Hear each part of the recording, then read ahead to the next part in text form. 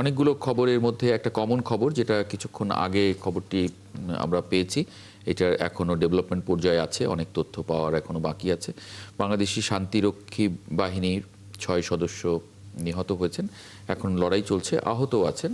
সেটা নিয়ে আমরা একটু কথা বলবো, আলোচনায় নিশ্চয়ই আমরা শেষের দিকে এটা নিয়ে কথা বলবো। কিন্তু শহীদ বুদ্ধিজীবী দিবসের একেবারে প্রাক্কালে আমরা, আর কিছুক্ষণের মধ্যেই দিনটি শুরু হবে, 12টা বাজবে, আমরা দিনটিকে স্মরণে রেখে এই আলোচনাটা শুরু করতে চাই। আসলে 1971 সালে যখন স্বাধীনতার একেবারে বিজয়ের প্রাক্কালে আমরা 16ই ডিসেম্বর কাছাকাছি চলে আসছে, নিশ্চিত জেনে গেছে পাকিস্তানি বাহিনী, হানাদার বাহিনী যখন জেনে গেছে যে একেবারে তারা পরাজয়ের দ্বারপ্রান্তে, তখন জাতির শ্রেষ্ঠ সন্তানদের, সাংবাদিক, চিকিৎসক, বুদ্ধিজীবী, তাদেরকে হত্যা করে আলোচনাটা একটু শুরু করতে চাই এটা দিয়ে। জি, প্রথমে আপনি যে বিষয়টা সবগুলি নিউজ পোর্টালের শিরোনামে দেখলেন, সুদানে শান্তিরক্ষী মিশনে বাংলাদেশি শান্তিরক্ষীদের উপর ভয়াবহ হামলা, সেখানে যুদ্ধ এখনো চলছে, যেটা আমরা খবরে দেখেছি। সেখানে অন্তত 6 জন বাংলাদেশি শান্তিরক্ষী মিশনের সদস্য নিহত হয়েছেন। এটা গভীর শোকের বিষয়। বাংলাদেশের সেনাবাহিনী সহ অন্যান্য সশস্ত্র বাহিনীর সদস্যরা, ইভেন পুলিশের সদস্যরা শান্তিরক্ষী মিশনে যোগ দেয়। এটা আমাদের জন্য অত্যন্ত গৌরবের একটা বিষয়। কিন্তু প্রায়শই এ ধরনের হামলার ঘটনা ঘটে। এটা একজন যোদ্ধা হিসেবে, একজন সৈনিক হিসেবে এটা আমাদের জন্য বিশাল গৌরবের, একই সঙ্গে বিশাল বেদনারও খবর। এটাতে শোক প্রকাশ করছি যারা নিহত হয়েছেন। ইতিমধ্যে সরকার জাতিসংঘের সঙ্গে যোগাযোগ শুরু করেছে। যারা নিহত হয়েছেন, যে বীর সেনানীরা শহীদ হয়েছেন, তাদেরকে দ্রুত দেশে ফেরত আনার বিষয়ে জাতিসংঘের সঙ্গে আলোচনা হচ্ছে, এবং যারা আহত হয়েছেন তাদের দ্রুত সুস্থতার বিষয়ে কীভাবে চিকিৎসা নিশ্চিত করা যায় সে বিষয়ে আলোচনা হচ্ছে। যেহেতু বিষয়টি এখনও ডেভেলপিং, আমরা যখন কথা বলছি সেখানে একটা যুদ্ধাবস্থা চলছে, সুতরাং হয়তো আমরা ক্ষণে ক্ষণে আরও খবর পেতে পারি। জি, দেখা যাক সেটা কী হয়। আর শহীদ বুদ্ধিজীবী দিবসের কথা বলছেন, যেটা আমরা কয়েক মিনিট পরে বা কিছুক্ষণ পরেই আমরা সেই দিবসে ঢুকব।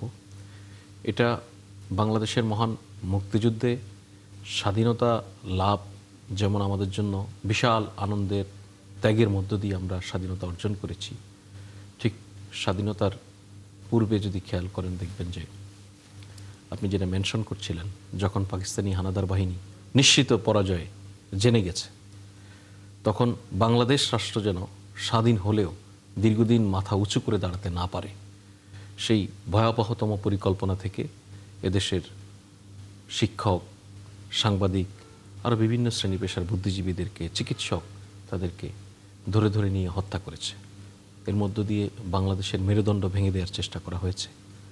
আপনি যদি আজও খেয়াল করেন দেখবেন যে সেই শহীদরা যেমন আমাদের প্রেরণা হয়ে আছে, এখনও যারা নানান স্তরে বাংলাদেশের মেরুদণ্ডকে শক্তিশালী করার জন্য নানানভাবে সক্রিয় থাকেন, তাদের উপর বিভিন্ন সময় হামলা হয়।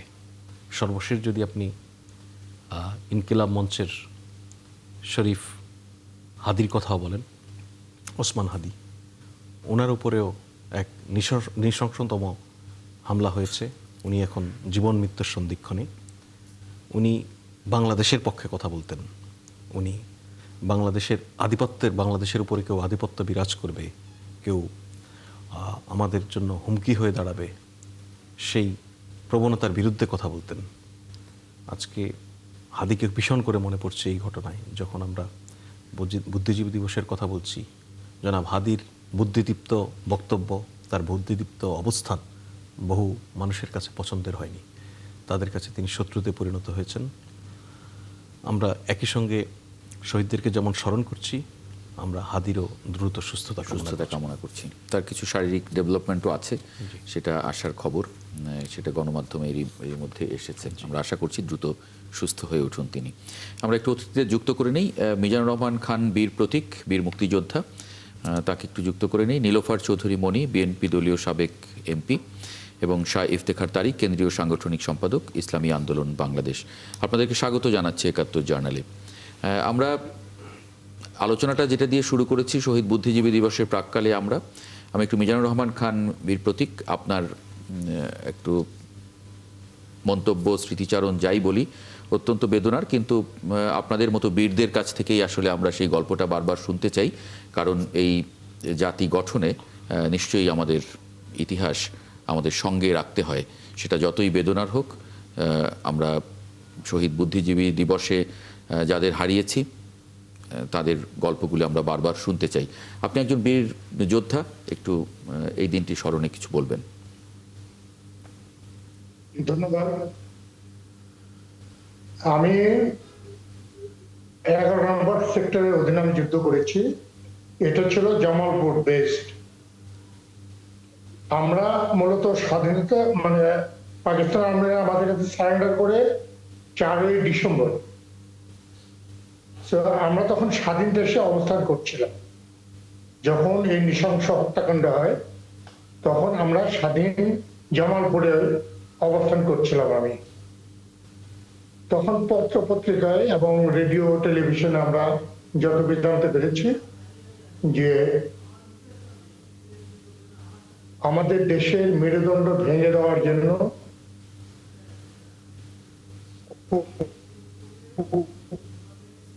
বিখ্যাত রাজাকার আলসামদের যারা বুদ্ধিজীবী, আইনজীবী, কবির, সাংস্কৃতিক কর্মী, বিভিন্ন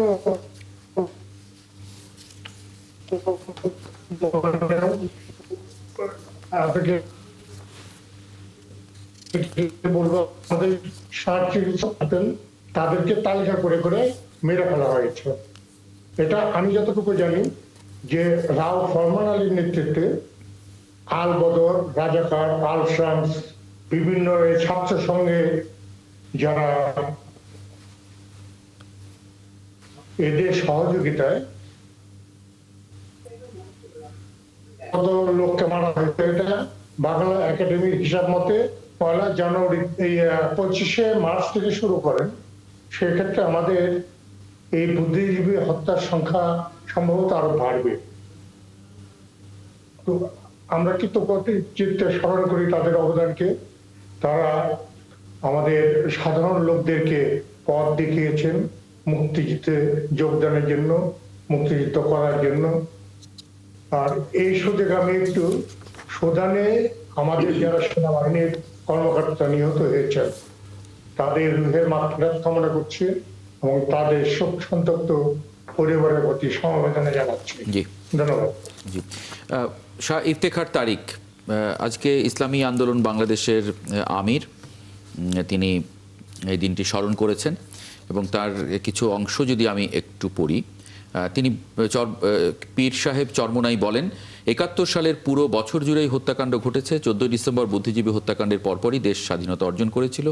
তখন স্বাধীন দেশের সরকারের প্রধান কাজগুলোর একটা হওয়ার কথা ছিল এই হত্যাকাণ্ডের তদন্ত করা এবং অপরাধীদের চিহ্নিত করে বিচারের আওতায় আনা। দুঃখজনক সত্য হলো তখন এই হত্যাকাণ্ডের সুষ্ঠু তদন্ত হয়নি, অপরাধীদের চিহ্নিত করা হয় নাই। স্বাধীনতার বহু বছর পরে 13 সালে যে বিচার হয়েছে তাতেও বিচারের বিষয়টি বিতর্কিতই রয়ে গেছে। ইসলামী আন্দোলন বাংলাদেশ চায় এই হত্যাকাণ্ডের নির্মোহ ও বস্তুনিষ্ঠ তদন্ত হোক, অপরাধী চক্র নিশ্চিত হয়ে থাকুক, অন্যথায় ইতিহাসের কাছে জাতি হিসেবে আমরা দায়বদ্ধ থেকে যাব। নিশ্চয়ই এই দায়বদ্ধতা আমাদের থাকবে যদি আমরা বিচার করতে না পারি। ইসলামী আন্দোলন বাংলাদেশের আসলে প্ল্যান কি? তারা কি নির্বাচনী যে ম্যানিফেস্টো সেখানে এই ধরনের বক্তব্য তারা রাখবে কিনা, এই বিচারের ম্যান্ডেট তারা রাখবে কিনা? ধন্যবাদ আপনাকে। যারা যুক্ত আছেন আলোচনায় তাদেরকেও আন্তরিক মোবারকবাদ জানাচ্ছি এবং যারা এই মুহূর্তে আমাদের দেখছেন তাদের সকলকে ইসলামী আন্দোলন বাংলাদেশের মোহতারাম আমির হযরত পীর সাহেব চরমোনাইয়ের পক্ষ থেকে আন্তরিক শুভেচ্ছা ও অভিবাদন জানাচ্ছি। ঠিকই বলেছেন। আমি আরেকটু যুক্ত করতে চাই।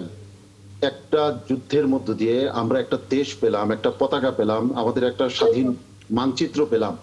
সেই মানচিত্রে পাওয়ার ক্ষেত্রে সবচেয়ে বড় অবদান তাদের, যারা এই যুদ্ধে অংশগ্রহণ করেছেন এবং যুদ্ধে যারা আত্মাহুতি দিয়েছেন, নিজের জীবনকে বিসর্জন দিয়েছেন, তারা হচ্ছেন আমাদের বীর সন্তান।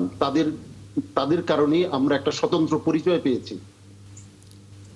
সেই যুদ্ধের পরে সর্বপ্রথম কাজ ছিল কারা আমাদের এই দেশে জীবন দিয়েছেন তাদেরকে তালিকা করে তাদের পরিবারকে সর্বোচ্চ সম্মান দেওয়া এবং তাদেরকে সেই সময় থেকে যতদিন পর্যন্ত তাদের পরিবার থাকবে তাদের পরিবারের জন্য বিশেষভাবে পুরো জাতির খেয়াল রাখা।